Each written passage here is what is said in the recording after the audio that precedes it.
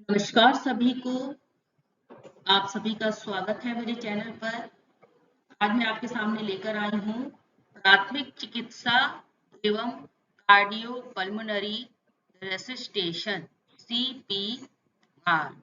तो आज इस वीडियो के माध्यम से मैं आपको बताऊंगी प्राथमिक चिकित्सा और CPR के बारे में। तो चलिए शुरू करते हैं। सबसे पहले प्राथमिक चिकित्सा क्या है, देखिए। प्राथमिक चिकित्सा डॉक्टर के पास ले जाने से पहले दुर्घटनाग्रस्त व्यक्ति को जो सहायता दी जाती है, जो चिकित्सा दी जाती है, उसको हम प्राथमिक चिकित्सा या प्राथमिक उपचार कहते हैं। प्राथमिक चिकित्सा को अंग्रेजी में हम फर्स्ट एड कहते हैं और प्राथमिक चिकित्सा का मुख्य उद्देश्य होता है जीवन की रक्षा करना। जीवन की रक्षा करना। प्राथमिक चिकित्सा क्या है? प्राथमिक चिकित्सा दुर्घटना वाले स्थान पर तुरंत दी जाती है और ये स्थान कुछ भी हो सकता है। ये घर हो सकता है, सड़क, पार्क, कार्यस्थल, कोई फैक्ट्री, कहीं भी, कहीं दुर्घटना कहीं भी हो सकती है। तो उस दुर्घटना वाले स्थान पर डॉक्टर के पास ले जाने से पहले जो वहां दुर्घटनाग्रस्त व्यक्तियों को जो चिकित्सा दी जा रही है उसको प्राथमिक चिकित्सा की संज्ञा देंगे। अब जिन लोगों को प्राथमिक चिकित्सा हेतु ट्रेनिंग दी जाती है या प्रशिक्षण दिया जाता है उसको हम क्या कहते हैं? उनको हम कहते हैं प्राथमिक चिकित्सक। और प्राथमिक चिकित्सा का उद्देश्य इलाज करना नहीं होता। हम कभी ये नहीं कहेंगे कि प्राथमिक चिकित्सा का उद्देश्य इलाज करना है, बल्कि प्राथमिक चिकित्सा का उद्देश्य होता है कि जब तक इलाज उपलब्ध हो तब तक जो विक्टिम है, जो सफरिंग पीपल है, जो व्यक्ति है, उसकी सुरक्षा सुनिश्चित हो, वो सरवाइव करे, उसकी सुरक्षा सुनिश्चित हो। जब तक कि उस व्यक्ति तक उपचार नहीं पहुंच जाता तब तक वह सुरक्षित रहे और आरामदायक स्थिति में रहे, सरवाइव करने के उसके चांसेस बढ़ जाएं। तो उसके लिए जो चिकित्सा प्रदान की जाती है वो प्राथमिक चिकित्सा है। तो हम प्राथमिक चिकित्सा को इलाज कतई नहीं कहेंगे। ये इलाज नहीं है। यह जो है इसका उद्देश्य है जीवन की रक्षा करना। ये आगे हम चर्चा करते हैं प्राथमिक चिकित्सा के सिद्धांत क्या हैं। तो प्राथमिक चिकित्सा के जो सिद्धांत हैं उनको 6P से समझा जा सकता है। 6P है हमारे सामने। ये P: preserve life, prevent the condition worsening, protect the unconsciousness, promote recovery, pain relief and provide safe transportation. तो दीज आर 6P's। ये 6P हैं। ये जो है ये प्राथमिक चिकित्सा के सिद्धांतों को स्पष्ट करते हैं। तो ये प्राथमिक चिकित्सा के सिद्धांतों को स्पष्ट करते हैं।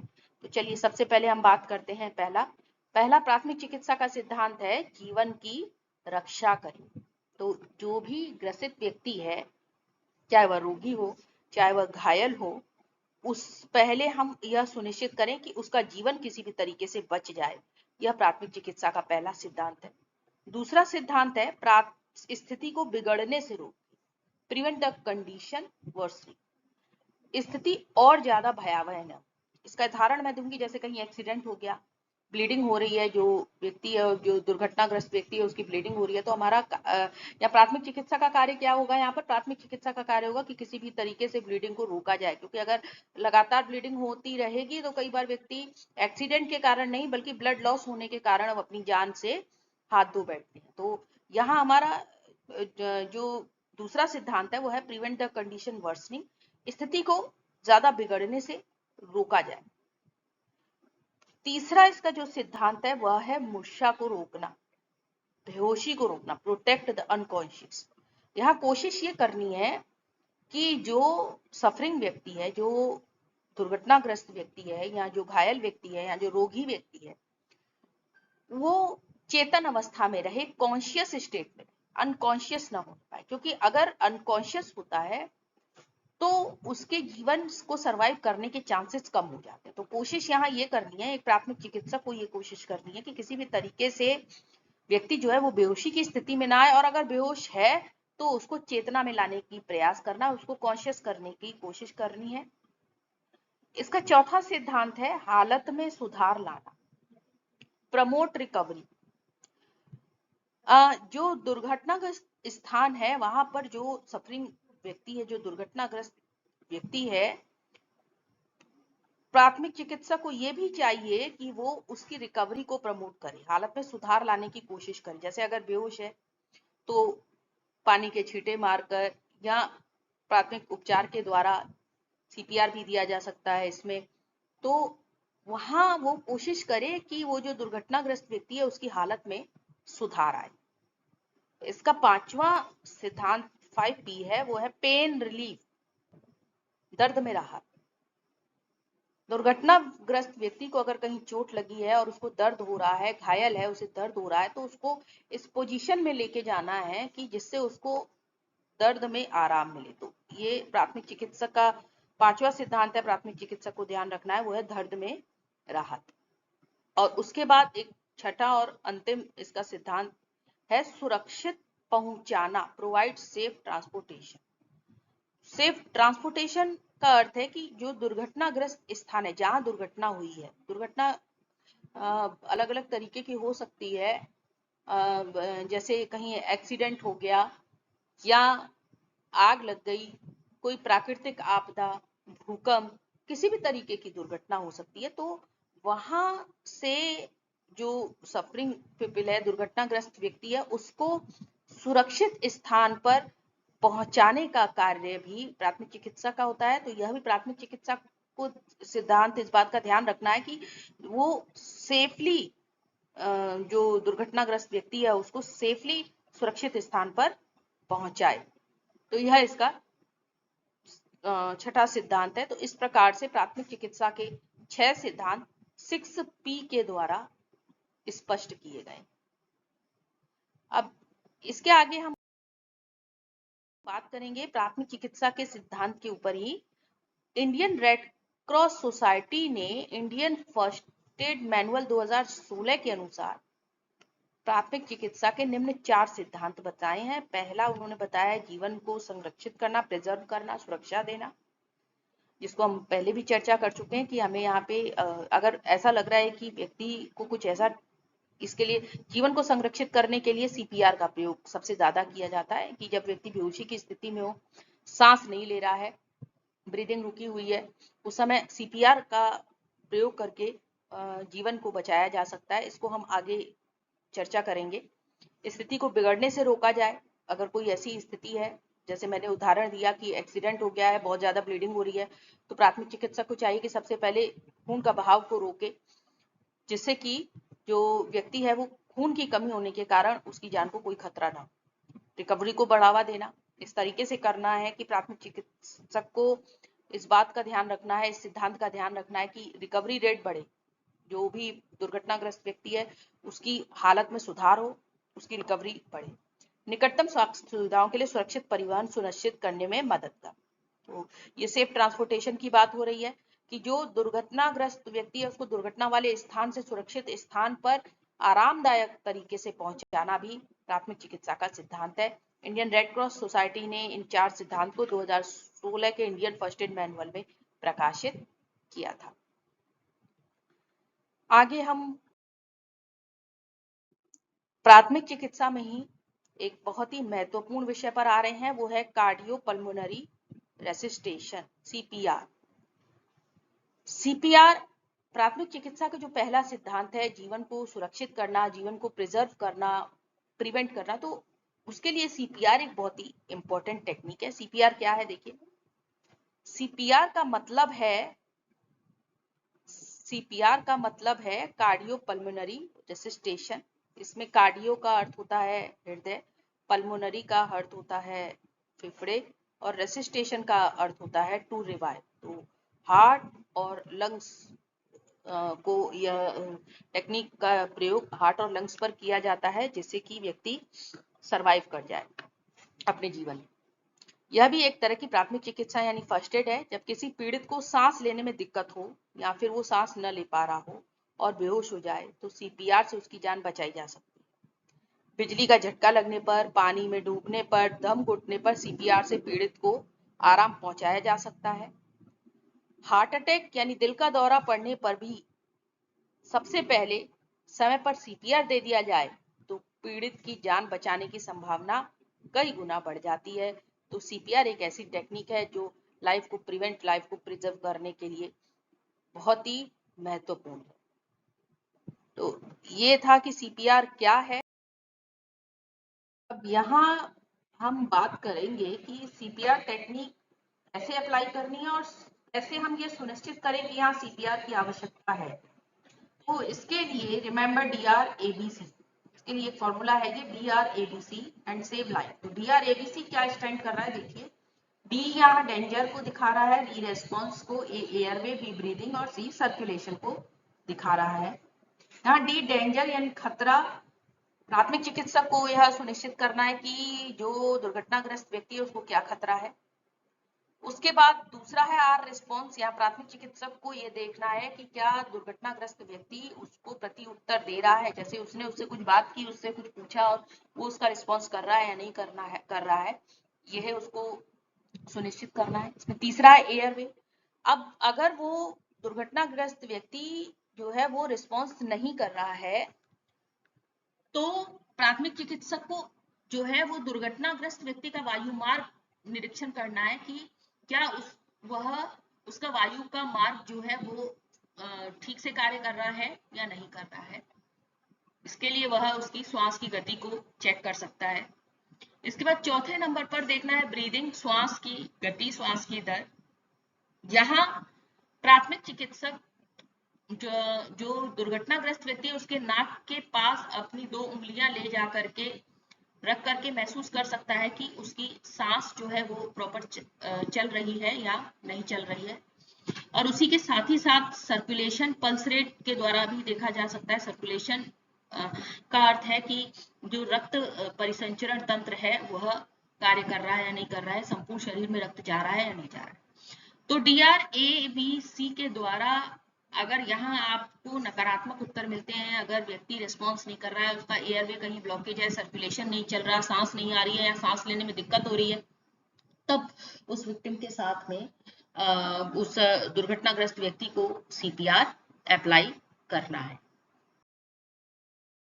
तो यहाँ आप देख रहे हैं, देखिए डेंजर, पहले तो डेंजर सराउंडिंग जो है वो सेफ हो, पेशेंट जहां पर है वो सराउंडिंग सेफ हो, पहले तो ये चेक करना है।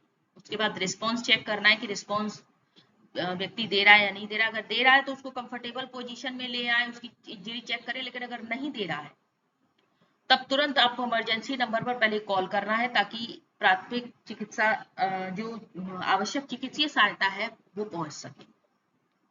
इसके बाद एयरवे चेक करना है, तो उसके लिए माउथ को चेक करना है कि क्या जो व्यक्ति है उसका श्वसन मार्ग जो है वो ठीक से कार्य कर रहा है या नहीं कर रहा है। उसके मुंह को खोल करके और उसमें ये चेक करना है कि वायु मार्ग प्रॉपर है या नहीं। इसके बाद हमको सांस की दर चेक करनी है। सांस की दर चेक करने के लिए व्यक्ति अपनी 2 उंगलियों को पेशेंट के नाक के पास रख करके उसको अनुभव कर सकता है या फील कर सकता है, उसकी सांस की दर को सुन सकता है। कानों के द्वारा भी कान उसके नाक के पास ले जा करके भी सुन सकता है कि प्रॉपर है या नहीं। अगर व्यक्ति सांस नहीं ले रहा है तब सीपीआर अप्लाई कर। अब सीपीआर अप्लाई करने में ये सीपीआर की साइकिल यहाँ दिखा रही है, जिसको हम आगे चर्चा करेंगे कि ये साइकिल क्या होती है। सीपीआर क्या है? Give the patient 30 chest compression followed by 2 rescue breath, repeat until help arrive, until person breathes, until you are physically unable to continue। तब तक आपको सीपीआर देनी है जब तक या तो मदद न पहुंच जाए या व्यक्ति सांस लेना न शुरू कर दे, या कई बार ये भी होगा कि आप शारीरिक रूप से अनेबल हो जाए इसको कंटिन्यू करने में। लगातार आप कोशिश कर रहे हैं लेकिन कुछ नहीं हो रहा है और आप शारीरिक रूप से अब सक्षम नहीं है सीपीआर देने में, तब तक लगातार इसको रिपीट करना है। क्या रिपीट करना है? पेशेंट को 30 बार उसकी छाती पर संपीड़न देना है और 2 रेस्क्यू ब्रीथ जो कृत्रिम सांस देंगे। तो ये सीपीआर है। देखिए अब हम बात करते हैं कैसे देंगे सीपीआर। सीपीआर क्रिया करने में सबसे पहले पीड़ित को किसी जगह पर, ठोस जगह पर लिटा दें, किसी प्लेन सरफेस पर लिटा दें और प्राथमिक चिकित्सा देने वाला व्यक्ति उसके पास घुटनों के बल बैठ जाए। तो पहला ये हो गई ये पहली कंडीशन। दूसरा फिर क्या करना है, उसकी नाक और गला चेक करके ये सुनिश्चित किया जाए कि सांस लेने में कोई रुकावट तो नहीं है। जीभ अगर पलट गई है तो उसे सही जगह पर उंगलियों के सहारे लाया जाता है। कई बार जब व्यक्ति बेहोशी की स्थिति में होता है तो उसकी जीभ पीछे की गले की साइड पर पीछे की तरफ पलट जाती है।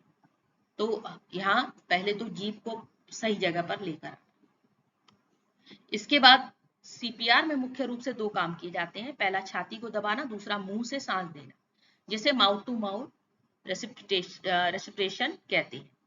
पहली प्रक्रिया में पीड़ित के सीने के बीचों बीच हथेली रखकर पंपिंग करते हुए दबाया जाता है। 1 से 2 बार ऐसा करने से धड़कनें फिर से शुरू हो जाएंगी। पंपिंग करते समय दूसरे हाथ को पहले हाथ के ऊपर रखकर उंगलियों से बांध लें और अपने हाथ और कोहनी को सीधा रखें। आगे देखिए, अगर पंपिंग करने से भी सांस नहीं आती है, धड़कनें शुरू नहीं होती है, तो पंपिंग के साथ मरीज को कृत्रिम सांस देने की कोशिश की जाती है। तो क्या करना है, ऐसा देखिए, ऐसा करने के लिए हथेली से छाती को 1 से 2 इंच तक दबाएं। ऐसा प्रति मिनट 100 बार करें। सीपीआर में दबाव और कृत्रिम सांस का एक खास अनुपात होता है, जिसमें 30 बार हमें छाती पर दबाव बनाना है, फिर 2 बार कृत्रिम सांस देनी है। तो एक साइकिल बनती है, एक चक्र बनता है, 30 बार छाती पर दबाव, फिर 2 बार कृत्रिम सांस, 30 बार छाती पर दबाव, 2 बार कृत्रिम सांस देनी है। तो यह एक पूरी साइकिल बनती है। छाती पर दबाव और कृत्रिम सांस देने का अनुपात 30:2 होना चाहिए। कृत्रिम सांस देते समय मरीज की नाक को 2 उंगलियों से दबाकर मुंह से सांस दी जाती है। ऐसा इसीलिए किया जाता है क्योंकि नाक बंद होने पर ही मुंह से सांस दी जाएगी और सांस फेफड़ों तक पहुंचती है। तो इस बात को विशेष ध्यान देना है कि जब हम कृत्रिम सांस दे रहे हैं, माउथ टू माउथ ब्रीदिंग के समय जो दुर्घटनाग्रस्त व्यक्ति है उसकी नाक को अपनी उंगलियों से प्राथमिक चिकित्सक दबाकर बंद कर दे। इसके आगे देखिए, नेक्स्ट है, सांस देते समय ध्यान रखना है कि फर्स्ट एड देने वाला व्यक्ति लंबी सांस लेकर मरीज के मुंह में मुंह चिपकाकर और धीरे धीरे सांस छोड़े। ऐसा करने से मरीज के फेफड़ों में हवा भर जाएगी। इस प्रक्रिया में इस बात का भी ध्यान रखना है कि जब कृत्रिम सांस दी जाती है तो मरीज की छाती ऊपर नीचे हो रही है या नहीं। यह प्रक्रिया तब तक चलने देनी है जब तक कि पीड़ित खुद से सांस लेने न लगे। जब मरीज खुद सांस लेने लगता है तब ये प्रक्रिया रोकनी चाहिए। तो मैंने तो 3 आपको पहले ही परिस्थितियां बताई हैं कि जब व्यक्ति स्वयं ब्रीदिंग करने लगे तब यह प्रक्रिया रोकें, या जब तक मेडिकल हेल्प न उपलब्ध हो तब तक यह प्रक्रिया जारी रखें, या फिजिकली अनेबल आप हो जाते हैं तब इस प्रक्रिया को आपको मजबूरी में रोकना पड़ता है।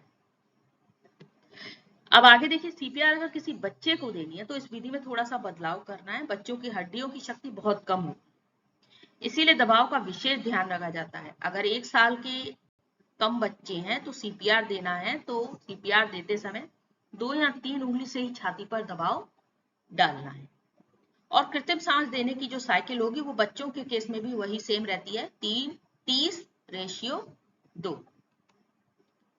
आगे मैं इसी सीपीआर टेक्निक को पिक्चर के माध्यम से आपके सामने स्पष्ट करूंगी। देखिए, ये है, पहले आप जो एक प्राथमिक चिकित्सक है वो चेक करेगा कि सांस आ रही है या नहीं आ रही है। उस अपने कान को व्यक्ति की नाक के पास ले जा करके यह फील करेगा कि व्यक्ति सांस ले पा रहा है या नहीं। अगर नहीं ले पा रहा है तब उसने सीपीआर शुरू करना है। ये सीपीआर उसने शुरू कर दिया। 30 बार छाती पर संपीड़न, 30 चेस्ट कंप्रेशन, उसके बाद 2 rescue breath, again 30 chest compression, 2 rescue breath. कब तक? जब तक मेडिकल सहायता उपलब्ध ना हो जाए। ये चेस्ट कंप्रेशन पर, चेस्ट कंप्रेस करते समय जो आपके हैंड की पोजीशन होने वाली है, प्राथमिक चिकित्सक के हाथ की पोजीशन होने वाली है, वो यहाँ इस पिक्चर में दिखाई गई है।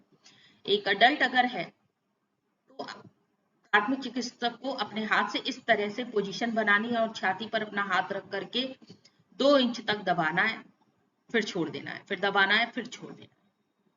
अगर कोई बच्चा है, बच्चे से तात्पर्य 1 से 7 साल के बच्चे से है, अगर कोई बच्चा है तो वहां 2 हथेलियों का प्रयोग नहीं करना है, बल्कि एक ही हथेली का प्रयोग करते हुए इस तरीके से पोजीशन बनानी है और 2 इंच तक दबाना है और छोड़ना है, 2 इंच तक दबाना है और और यदि कोई नवजात शिशु है, नवजात शिशु से तात्पर्य या 1 साल तक के बच्चे से है, तो हमको अपनी हथेली या एक हथेली का नहीं बल्कि केवल 2 उंगलियों का प्रयोग इस तरीके से करना और ये पोजीशन बनाते हुए जो है वो छाती को दबाना है और चेस्ट को कंप्रेस करना है। तो ये आपने देखा, ये सारा ये जो दिखा रहे हैं इस पिक्चर में, ये किस तरीके से सीपीआर अप्लाई करना है। 30 छाती पर कंप्रेशन और 2 रेस्क्यू ब्रीथ, ये साइकिल फॉर्म चलेगा। और किस तरीके से चेस्ट कंप्रेशन में किस तरीके से हाथ की पोजीशन होगी, एडल्ट अगर है, चाइल्ड है, इन्फेंट है, तो तीनों ही परिस्थिति में हाथों की पोजीशन अलग अलग होगी। ऐसा आपको करना है। देखिए, perform 30 chest compression at the rate of 100 पर मिनट। तो 1 मिनट में 100 बार छाती पर संपीड़न होना चाहिए। Letting the chest rise between each, और हर बार यह भी सुनिश्चित करना है कि जो छाती है वो ऊपर भी उठ रही हो ताकि उसमें हवा भरे, उसके फेफड़ों में हवा भरे। तो ये जो आपको मैंने आज एक्सप्लेन किया, ये आपके सामने था सीपीआर और प्राथमिक चिकित्सा, जो कि प्राथमिक चिकित्सा में प्राथमिक चिकित्सक को अवश्य ही ये बात जाननी चाहिए कि सीपीआर कैसे अप्लाई करना है, सीपीआर कैसे देना है। Thank you for watching this video. Hope you all will get benefit through this video. Thank you so much.